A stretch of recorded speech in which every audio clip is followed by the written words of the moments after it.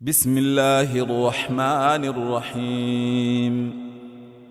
الحمد لله الذي أنزل على عبده الكتاب ولم يجعل له عوجا قيما لينذر بأسا شديدا من لدنه ويبشر المؤمنين الذين يعملون الصالحات أن لهم أجرا حسنا ماكثين فيه أبدا وينذر الذين قالوا اتخذ الله ولدا ما لهم به من علم ولا لآبائهم كبرت كلمة تخرج من أفواههم إن يقولون إلا كذبا فلعلك باخع نفسك على آثارهم إن لم يؤمنوا بهذا الحديث أسفا إنا جعلنا ما على الأرض زينة لها لنبلوهم أيهم أحسن عملا وإنا لجاعلون ما عليها صعيدا جرزا أم حسبت أن أصحاب الكهف والرقيم كانوا من آياتنا عجبا إذ أوى الفتية إلى الكهف فقالوا ربنا آتنا من لدنك رحمة وهيئ لنا من أمرنا رشدا فضربنا على آذانهم في الكهف سنين عددا ثم بعثناهم لنعلم أي الحزبين أحصى لما لبثوا أمدا نحن نقص عليك نبأهم بالحق إنهم فتية آمنوا بربهم وزدناهم هدى وربطنا على قلوبهم إذ قاموا فقالوا ربنا رب السماوات والأرض لن ندعو من دونه إلها لقد قلنا إذا شططا هؤلاء قومنا اتخذوا من دونه آلهة لولا يأتون عليهم بسلطان بين فمن أظلم ممن افترى على الله كذبا وإذ اعتزلتموهم وما يعبدون إلا الله فأووا إلى الكهف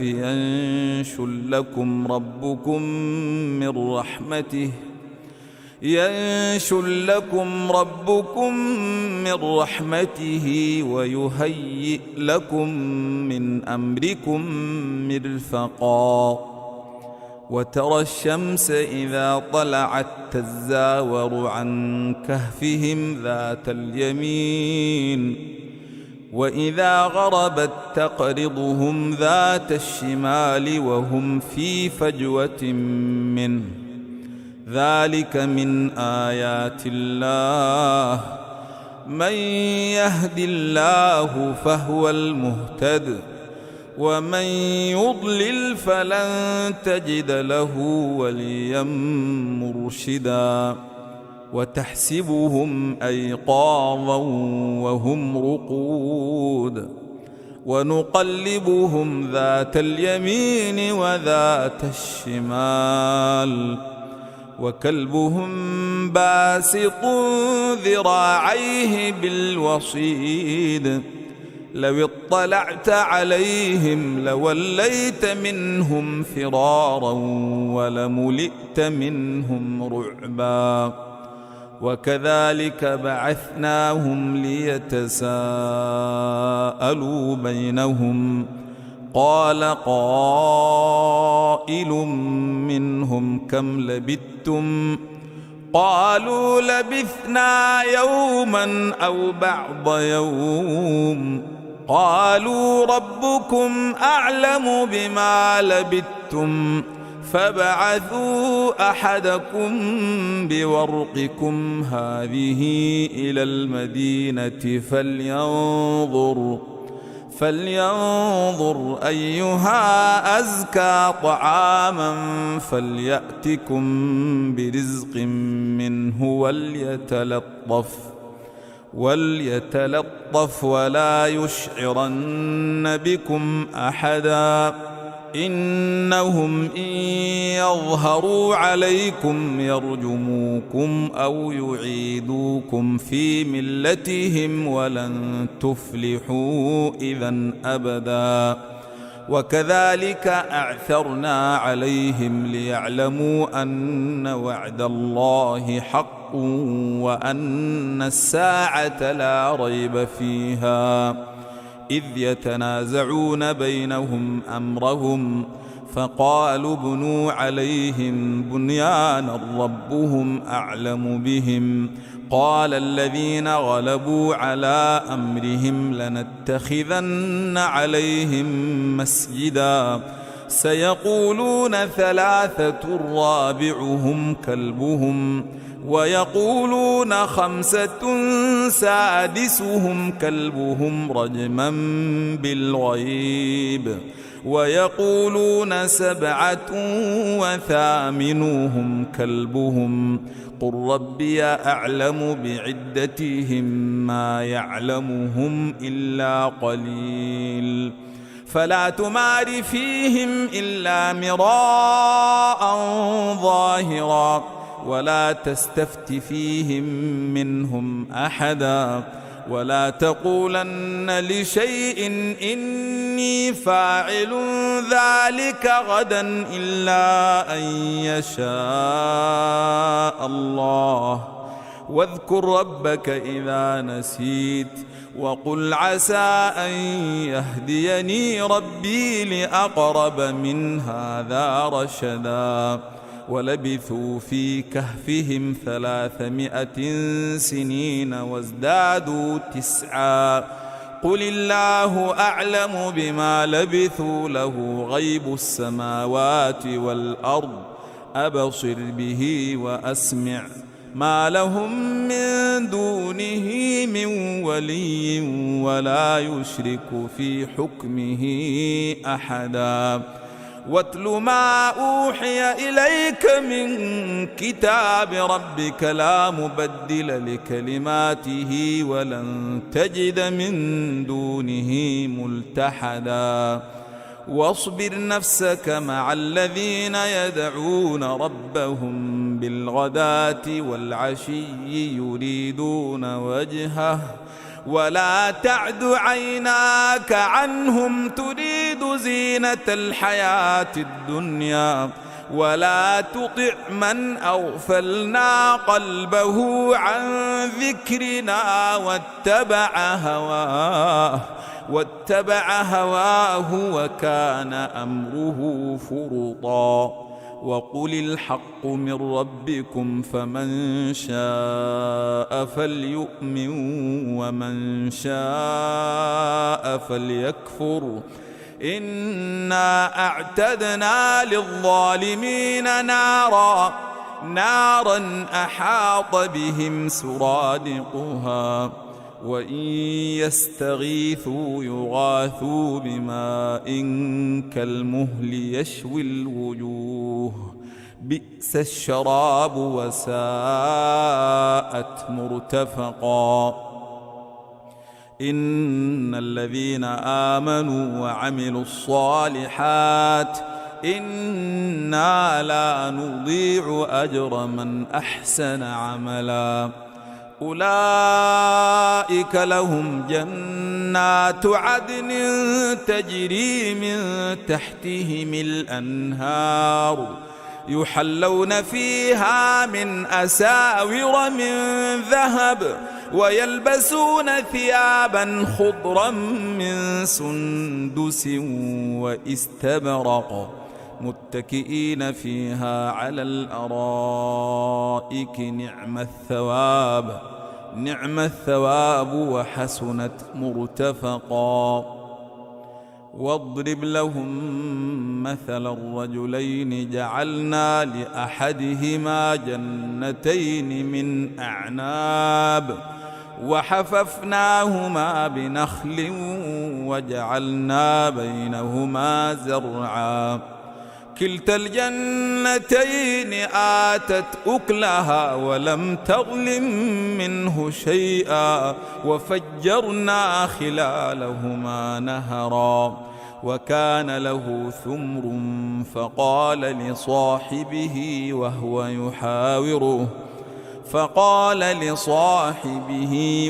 يحاوره أنا أكثر منك مالا وأعز نفرا ودخل جنته وهو ظالم لنفسه قال ما أظن أن تبيد هذه أبدا وما أظن الساعة قائمة ولئن رددت إلى ربي لأجدن خيرا منها منقلبا. قال له صاحبه وهو يحاوره أكفرت بالذي خلقك من تراب ثم من نطفة ثم سواك رجلا لكن هو الله ربي ولا أشرك بربي أحدا ولولا إذ دخلت جنتك قلت ما شاء الله لا قوة إلا بالله إن ترني أنا أقل منك مالا وولدا فعسى ربي أن يؤتيني خيرا من جنتك ويرسل عليها حسبانا من السماء فتصبح صعيدا زلقا أو يصبح ماؤها غورا فلن تستطيع له طلبا وأحيط بثمره فأصبح يقلب كفيه على ما أنفق فيها وهي خاوية على عروشها ويقول يا ليتني لم أشرك بربي أحدا ولم تكن له فئة ينصرونه من دون الله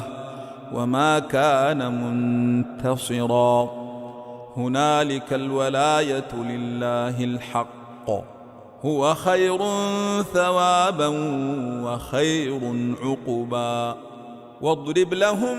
مثل الحياة الدنيا كماء أنزلناه من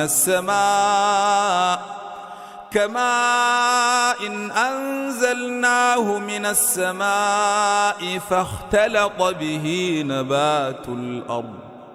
فأصبح هشيما تذروه الرياح وكان الله على كل شيء مقتدرا. المال والبنون زينة الحياة الدنيا والباقيات الصالحات خير عند ربك ثوابا وخير أملا. ويوم تسير الجبال وترى الأرض بارزة وحشرناهم فلم نغادر منهم أحدا وعرضوا على ربك صفا لقد جئتمونا كما خلقناكم أول مرة بل زعمتم أن لن نجعل لكم موعدا. ووضع الكتاب فترى المجرمين مشفقين مما فيه ويقولون يا ويلتنا ما لهذا الكتاب لا يغادر صغيرة ولا كبيرة إلا أحصاها ووجدوا ما عملوا حاضرا ولا يظلم ربك أحدا وإذ قلنا للملائكة اسجدوا لآدم فسجدوا إلا إبليس كان من الجن ففسق عن أمر ربه أفتتخذونه وذريته أولياء من دوني وهم لكم عدو بئس للظالمين بدلا ما أشهدتهم خلق السماوات والأرض ولا خلق أنفسهم وما كنت متخذ المضلين عضدا ويوم يقول نادوا شركائي الذين زعمتم فدعوهم فلم يستجيبوا لهم وجعلنا بينهم موبقا ورأى المجرمون النار فظنوا أنهم مواقعوها ولم يجدوا عنها مصرفا ولقد صرفنا في هذا القرآن للناس من كل مثل وكان الإنسان أكثر شيء جدلا وما منع الناس أن يؤمنوا إذ جاءهم الهدى ويستغفروا ربهم إلا أن تأتيهم سنة الأولين أو يأتيهم العذاب قبلا وما نرسل المرسلين إلا مبشرين ومنذرين ويجادل الذين كفروا بالباطل ليدحضوا به الحق واتخذوا آياتي وما أنذروا هزؤا ومن أظلم ممن ذكر بآيات ربه فأعرض عنها ونسي ما قدمت يداه إنا جعلنا على قلوبهم أكنة أن يفقهوه وفي آذانهم وقرا وإن تدعهم إلى الهدى فلن يهتدوا إذن أبدا وربك الغفور ذو الرحمة لو يؤاخذهم بما كسبوا لعجل لهم العذاب بل لهم موعد لن يجدوا من دونه موئلا وتلك القرى أهلكناهم لما ظلموا وجعلنا لمهلكهم موعدا وإذ قال موسى لفتاه لا أبرح حتى أبلغ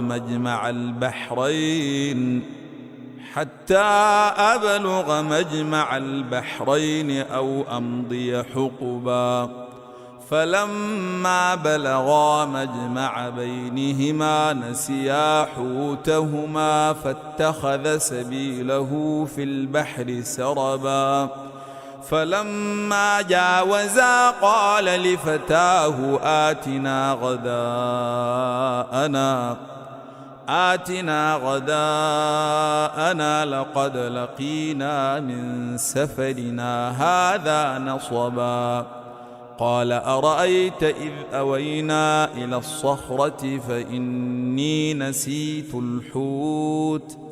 وما أنسانيه إلا الشيطان أن أذكره واتخذ سبيله في البحر عجبا قال ذلك ما كنا نبغي فارتدا على آثارهما قصصا فوجدا عبدا من عبادنا آتيناه رحمة من عندنا وعلمناه من لدنا علما قال له موسى هل أتبعك على أن تعلمني مما علمت رشدا قال إنك لن تستطيع معي صبرا وكيف تصبر على ما لم تحط به خبرا قال ستجدني إن شاء الله صابرا ولا أعصي لك أمرا قال فإن اتبعتني فلا تسألني عن شيء حتى أحدث لك منه ذكرا فانطلقا حتى إذا ركبا في السفينة خرقها قال أخرقتها لتغرق أهلها لقد جئت شيئا إمرا قال ألم أقل إنك لن تستطيع معي صبرا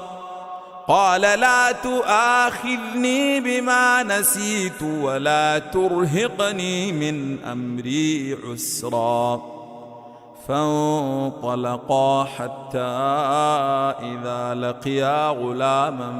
فقتله قال أقتلت نفسا زاكية بغير نفس لقد جئت شيئا نكرا قال ألم أقل لك إنك لن تستطيع معي صبرا قال إن سألتك عن شيء بعدها فلا تصاحبني قد بلغت من لدني عذرا فانطلقا حتى إذا أتيا أهل قرية استطعما أهلها فأبوا أن يضيفوهما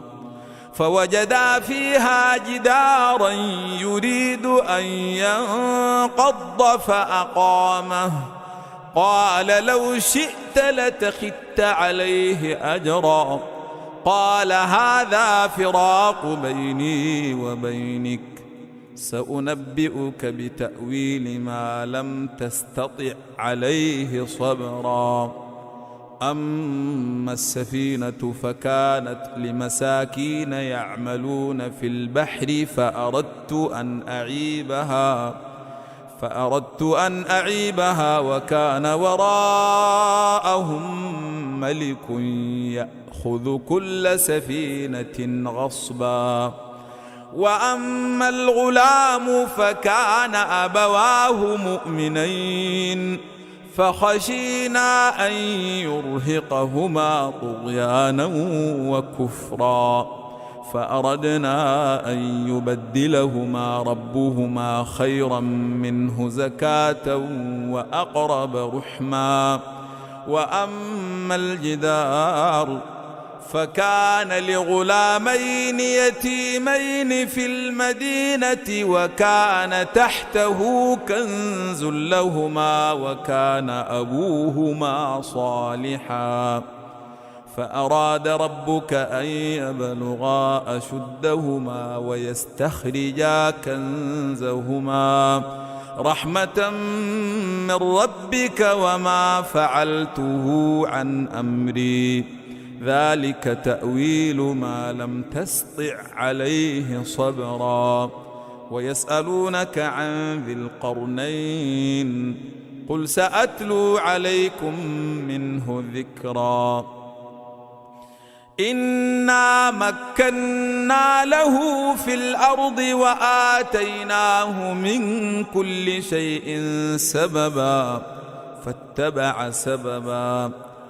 حتى إذا بلغ مغرب الشمس وجدها تغرب في عين حمئة ووجد عندها قوما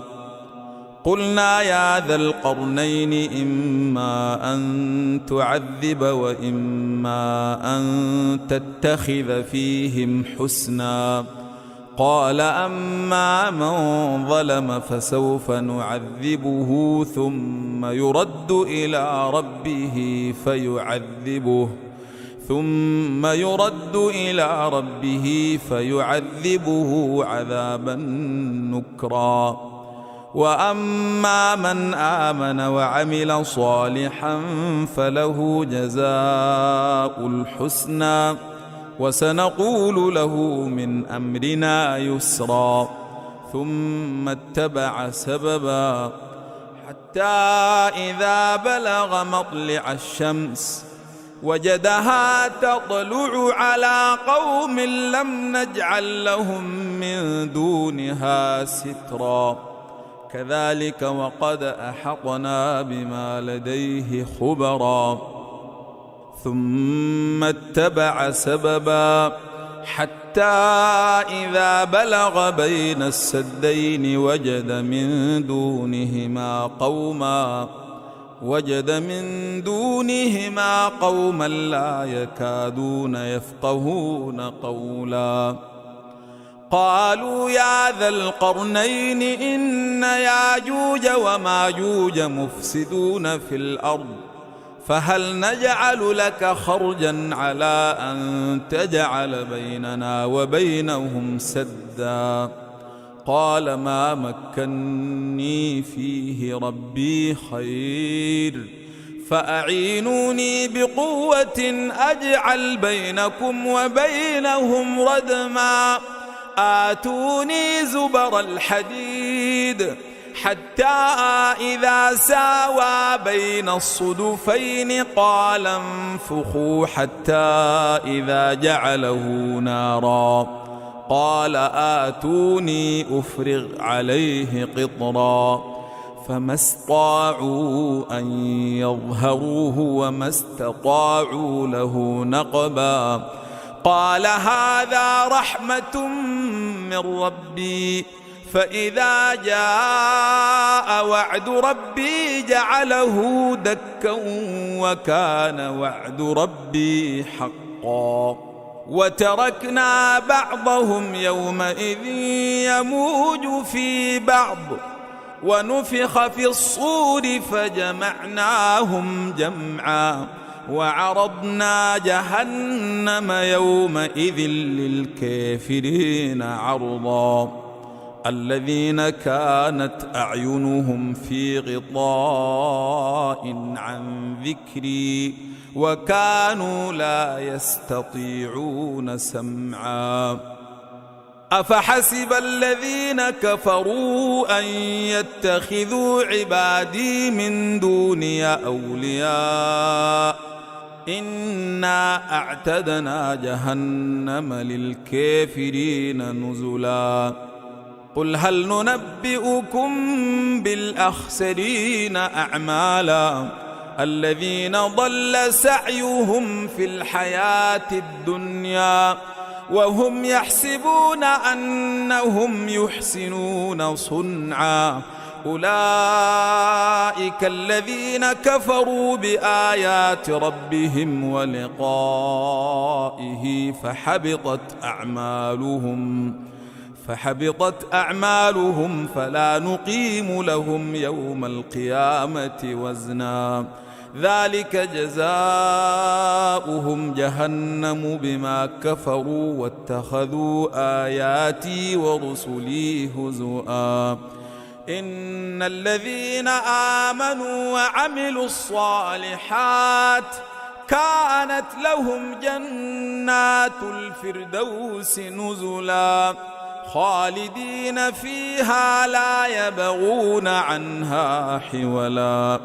قل لو كان البحر مدادا لكلمات ربي